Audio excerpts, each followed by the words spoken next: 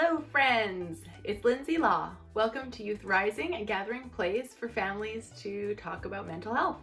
After weeks of discussing thought awareness and how to recognize our unhelpful thoughts, today we're going to get into talking about getting more airtime for our positive or helpful thoughts. But before we do that, I just want to talk a little bit about the importance of accepting our unhelpful thoughts.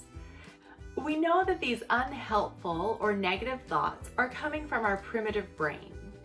So there is no need for judgment or blaming. We can see these thoughts as not either good or bad, but they just are. Now, later in the video, I do talk about negative thoughts. And my daughter reminded me that describing them as negative thoughts is identifying them as bad. I'm going to try and use unhelpful thought more often because it's a better description of what we're talking about. So if we beat ourselves up and feel guilty about these thoughts, it's a lot harder for us to move to a place where we can think more helpful thoughts. So promise me, no guilt, no blame. Don't beat yourself up for beating yourself up. Okay, so today, guys, we're gonna talk a little bit about the brain again, but we're gonna use some new terminology that I'm not sure you guys know about. We're gonna talk about what's called brain plasticity. Do you guys know what brain plasticity is? How hard your brain is? No? It's like when your brain can grow and then shrink.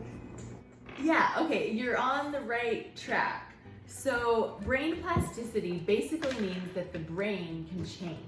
I think what you were talking about is that it can get stronger in some areas and then maybe weaker in other areas. And do you think this is good news that our brain can change? Yeah.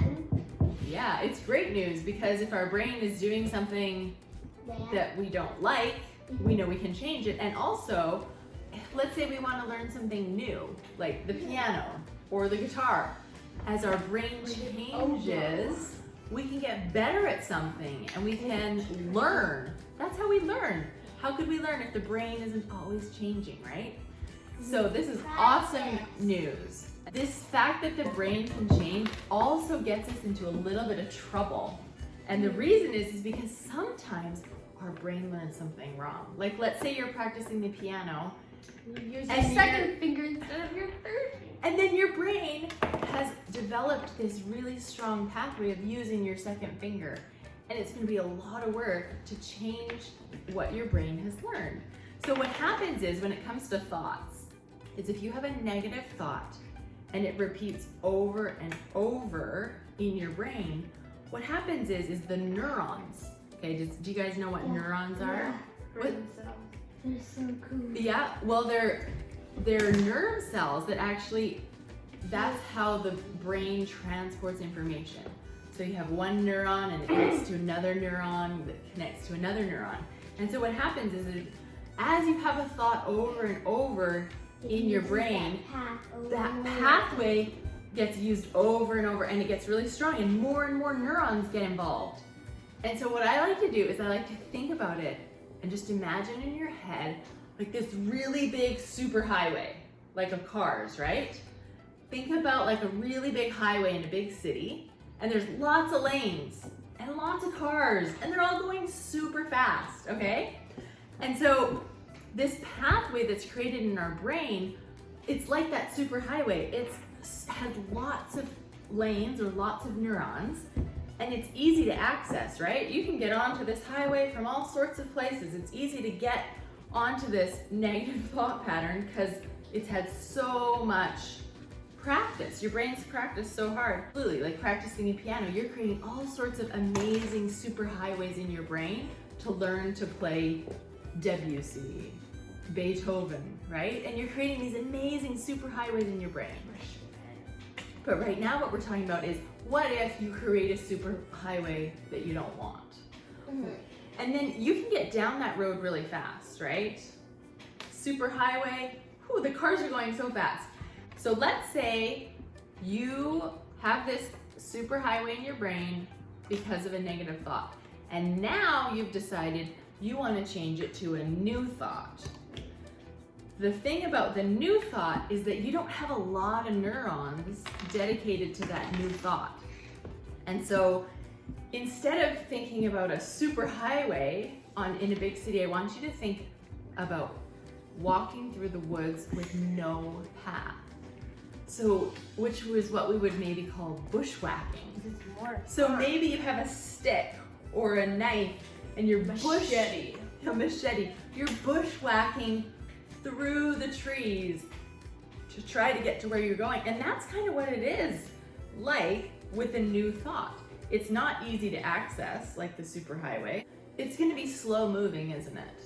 You're going to be moving slow, and there's not going to be a lot of lanes like a superhighway. It's going to be like really tight to get through.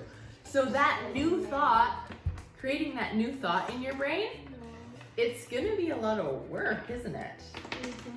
It's not going to be easy like that superhighway. The important thing to learn about this superhighway versus bushwhacking is that it's going to take some time to help your brain create a new thought that's positive that you want your brain to have. Now, what happens is as you start thinking that new thought more and more, what's going to happen to your bushwhacking situation?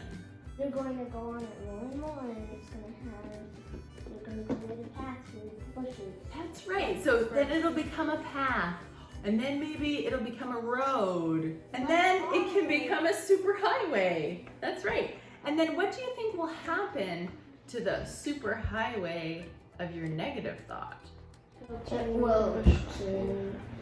And it may not go all the way back to bushwhacking. I mean, that negative thought will probably it'll still come to your brain, and it'll take practice to move from that negative thought to the new thought. When we're talking about a negative thought, we're talking about an unhelpful thought that you're choosing to not think anymore. Let's call it an unhelpful thought. It's a great idea. So it's an unhelpful thought. The point of understanding a superhighway versus bushwhacking is that we need to know it's not going to be easy. It's not going to happen overnight to change the way we're thinking. It's going to take persistence and consistency. It's just like practicing the piano. If you're trying to teach your brain to learn something new, or if you're learning the oboe or the didgeridoo, then you're going to have to give your brain lots of repetition and lots of practice. So this idea that our brain has created these superhighways in our mind of unhelpful thoughts can kind of feel a bit foreboding. The reason I talk about it like this is because I want you to be patient with yourself. I want you to recognize that this is a hard thing to do, but it is so worth it. And it's okay to go forward and then move backwards. This isn't a take it off the list kind of experience. This is a lifelong journey. But as we keep going and understanding this idea of changing our brain, it can really improve our lives. So the other day when I was thinking about this hard thing of changing our brain, I started thinking about training a puppy. Now, we did try training a puppy about 1.5 years ago. I can't say we were great at it, but it made me think of what it takes to train your brain. And so when I think about this puppy, it comes to you, it's small, it just has all these instinctual things that it does. And some of them are things we don't want it to do. And so we have to train it to do things the way we want it to do. So we're moving from unhelpful to helpful. Same with our brain. And when you're training a puppy, you really need to be persistent. If you're trying to train them to sit, it's not going to take a couple of times. You're going to have to train them every day and multiple times a day. And so we really need to be persistent and consistent when we're training a puppy. And it's the same thing with our brain. Once a day, every couple weeks, isn't going to create that change we want to see. So we have to figure out ways in our life to work on creating new thoughts that is on a consistent basis in our life. So every day and multiple times throughout the day. And as we're able to do that, we will see greater results. It's not easy, and we're not going to do it perfectly, but that's okay. As long as we're trying and we understand, and that's where the patience comes in. You have to be very patient when training a puppy. Patient with yourself, patient with the puppy, or else you could go crazy. And so same with us with our brains. We have to be patient with ourselves, and we have to be patient with our brain. Changing a superhighway thought into a less used thought is hard.